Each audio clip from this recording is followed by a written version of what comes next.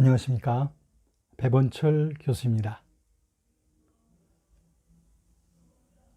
오늘은 성령의 능력이 우리 공동체 속에 어떤 커다란 영향을 줄 수 있는지, 다시 말하면 이 우리의 공동체를 어떻게 하면 그리스도 닮은 성화된 공동체로 만들어 가는지, 거기에 대해서 성령께서 하시는 사역이 무엇인지에 대해서 살펴보도록 하겠는데요. 성령의 능력은 단지 불신자들에게나 또 복음을 전하는 현장이나 또는 선교지나 그런 사역에서만 역사하는 것이 아닙니다. 궁극적으로 성령은 변화와 부흥의 영으로서 성령께서는 우리가 속해 있는 가정, 학교, 직장, 이웃 이런 그 공동체를 변화시켜서 하나님의 통치가 임하는 사회로 만들어 가기를 원하시는 거죠. 그래서 성령의 다스리심 속에 살아가는 그리스도인들을 통해서 이런 공동체들이 변화되어 갈 때 비로소 우리는 세계 선교의 완수를 이루기 원하시는 그 하나님의 뜻이 성취되어질 할 것입니다. 먼저 오늘 말씀 보시도록 할게요. 베드로전서 1장 23절입니다. 너희가 거듭난 것은 썩어질 씨로 된 것이 아니요 썩지 아니할 씨로 된 것이니 살아있고 항상 있는 하나님의 말씀으로 되었느니라. 베드로전서 1장 23절. 아멘. 그렇습니다. 우리는 하나님의 말씀으로 거듭난 중생의 공동체이죠. 중생, regeneration, 다시 태어남. 즉 성령께서는 우리들의 공동체, 즉 가정이나 우리 이웃, 학교 속에 그 죄인들이 회개하여 중생하도록 역사하기를 원하십니다. 하나님 나라의 성취가 일어나는 공동체를 이루기 위해서는 무엇보다도 그 모든 공동체의 일원들이 모두 이제 복음적인 회개를 해서 예수 그리스도를 구주로서 영접하는 일, 이것이 매우 중요하겠죠. 즉 예수 그리스도를 영접한다고 하는 것은 곧 그리스도의 영이신 그 성령을 받는 일 아니겠습니까? 즉 성령께서 우리 속에 들어오심으로 말미암아 영적인 출생, 즉 regeneration, 중생을 하게 되는데요. 이것은 하나님께서 다스리시는 공동체를 이루어감에 있어서 꼭 거쳐야 될 그런 출발점이다. 이렇게 보여집니다. 그래서 우리의 가정이나 직장 속에 한 사람 한 사람들이 참으로 성령으로 중생하는 그 체험을 할 수 있도록 우리가 우리 공동체 속에 있는 그 불신자들을 위해서 기도하는 것은 매우 필요한 일이 아닐 수 없어요. 왜냐하면 하나님 나라의 뜻을 실천하는 힘은 오직 하나님 나라를 경험한 자들을 통해서 솟아나는 것이기 때문에 그렇습니다. 그래서 진정한 하나님 나라의 뜻과 정의는 즉 오직 죄로부터 거듭나서 변화된 거듭난 그리스도인들의 삶 속에서부터 시작되기 때문이다. 이렇게 볼 수 있습니다. 그러므로 예수님을 나의 구원자요 주님으로 믿기 시작할 때 결국 내가 속한 공동체에는 거듭난 나 한 사람을 통해서 이제 굉장한 변화와 영향이 일어날 수 있죠. 우리가 성령께 순종하고 인도하심을 따른단 말이죠. 왜냐하면 우리 안에 숨겨진 그 예수 그리스도의 생명은 곧 우리의 공동체 속에 하나님의 나라를 퍼뜨려가는 거룩한 씨앗이기 때문에 그렇습니다. 예수 그리스도께서는 자신의 몸을 주시는 대속사역을 통해서 오늘 베드로전서 1장 23절에 있는 말씀처럼 썩지 아니할 씨로서 우리에게 생명을 주셨습니다. 즉 하나님 나라의 참된 생명으로 우리 속에 오신 거죠.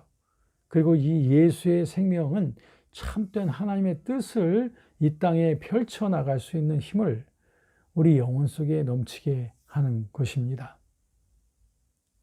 바로 그렇기 때문에 우리의 공동체 속에 거듭난 한 사람이 필요한 것이고, 그리고 그 사람을 통하여 결국엔 이 씨앗이 성령의 영향이 확산되어져 감으로 말미암아 또 다른 사람이 예수를 생명으로 모셔드리는 이런 공동체적인 그 변화를 우리 꿈꿔야 되겠습니다. 자, 성령께서는 우리들의 공동체가 이렇게 거듭난 공동체가 되게 하기 위하여 성령께서는 우리 공동체 속에 서로 죄를 자백하고 서로 겸손히 용납해주고 또 용서해주는 그런 삶이 우리 공동체 속에서 일어나기를 원하고 계십니다. 우리가 속한 공동체의 그 구성원들 한 사람 한 사람들이 전부 다 거듭난 사람들이라 할지라도 그렇지만 우리 공동체 속에서 역시 우리 많은 문제와 다툼과 이견들이 일어나죠. 왜냐하면 우리가 다 중생했다고 해서 우리 내면 속에 이중적인 인간의 본성이 완전히 없어진 게 아니죠. 다들 그 셀피시한 자기 중심적인 그런 것들이 여전히 활동하기 때문에 그러므로 그런 것이 결국 우리 인간관계 속에 이런 죄성이 서로 드러나게 되죠. 그러면 우리 비록 다 거듭난 사람들을 할지라도 그들의 공동체에는 여러 이견 다툼과 또 때로는 사리사욕의 추구로 인한 그 분열의 위험들이 생기게 되는 것이죠. 그렇기 때문에 우리가 경건한 삶을 서로 나누고 우리가 겸비함으로 말미암아 서로 자신들의 죄를 고백하고 회개하고 용서해 주는 그런 성령의 역사가 공동체 속에서 늘 일어나도록 우리는 그걸 놓고 기도하고 힘써야 됩니다. 이 일에 있어서 성령께서는 우리의 죄악으로 물든 마음의 태도와 행동을 버리게끔 양심을 우리 각성시키기도 하죠. 그래서 거듭나지 못한 자의 그 양심은 자신의 자유의지를 변화시키지 못하지만 거듭난 자에게는 성령께서 양심을 각성시키셔서 자유의지를 하나님이 원하시는 그 선한 방향으로 바꾸게 하시는 거죠. 그래서 이런 과정에서 필요한 것은 우리의 공동체 안에서 서로 죄를 자백하고 또 용서해 주는 일이 일어나야 된다는 거죠. 물론 이건 쉬운 일은 아닙니다.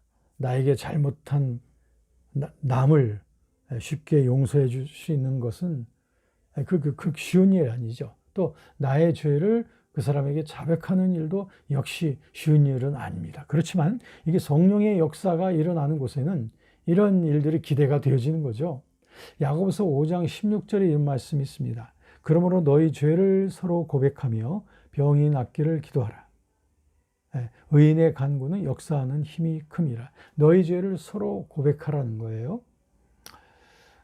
남을 용서하지 못한다고 할 때, 즉 용서하지 못하고 계속 나쁜 마음으로 상대방을 바라보고 있을 땐 내 속에서도 뭔가 용서받지 못한 부분이 있다고 하는 점을 말해주는 것이기도 하고요.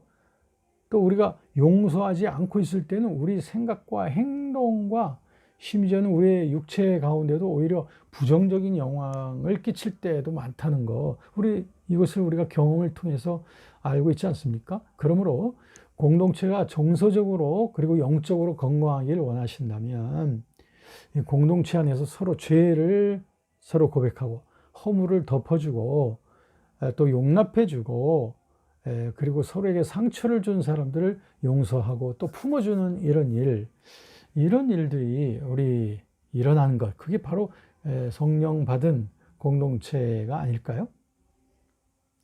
그렇게 해서 성령께서는 우리 공동체 속에 점점 그리스도 안에서 점점 성화되어져 가는 삶을 살아가도록 우리 공동체를 이끌기를 원하시는 거죠. 그게 우리 가정일 수도 있고요. 물론 교회일 수도 있죠. 또 우리 심지어는 직장 공동체일 수도 있습니다. 학교일 수도 있죠.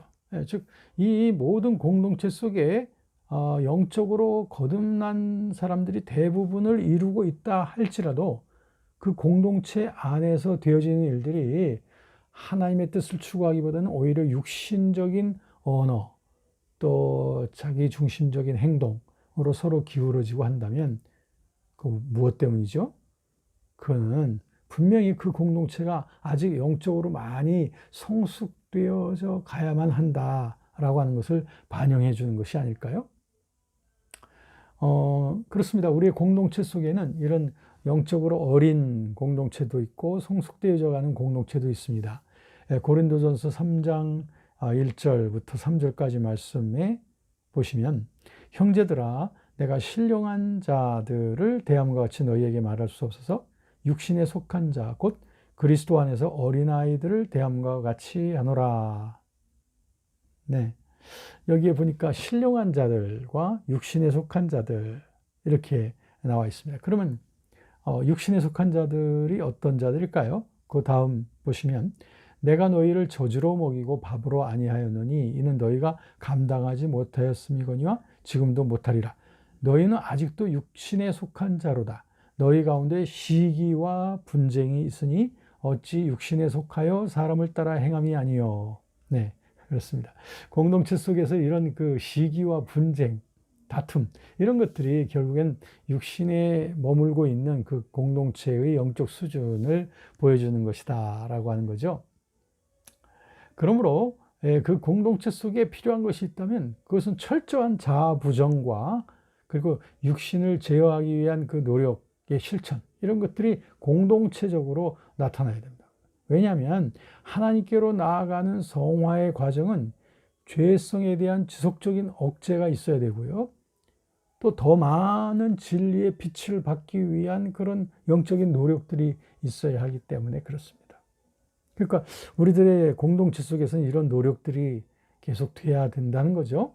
그리고 이런 과정을 통하여 결국 우리 공동체는 성령 안에서 각 개개인들이 치유와 그리고 치유와 회복과 그리고 성숙의 단계를 향해서 나아가게 될 겁니다. 이렇게 본다면 우리 공동체 안에서의 그 성화의 과정이라고 하는 것은 그 양면성을 지니고 있다라고도 말할 수 있겠습니다.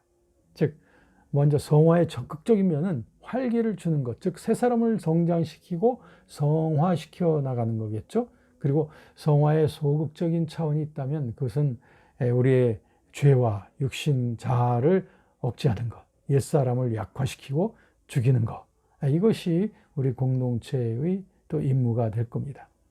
그리고 이 모든 역사가 우리의 평생에 걸쳐서 점진적으로 완성을 향해서 진행되어져 간다고 하는 것도 우리가 이해할 필요가 있습니다. 그러므로 우리 그리스도인들의 공동체는 구성원 모두가 다 그리스도께 전적으로 헌신하여 성령의 온전한 통치를 받을 수 있도록 그분 앞에서의 그 영적 훈련을 우리 나날의 삶 속에 기울여야 된다는 것, 이게 우리에게 꼭 필수적인 공동체의 성화를 위한 작업이 되겠습니다. 오늘도 함께 해주셔서 감사합니다.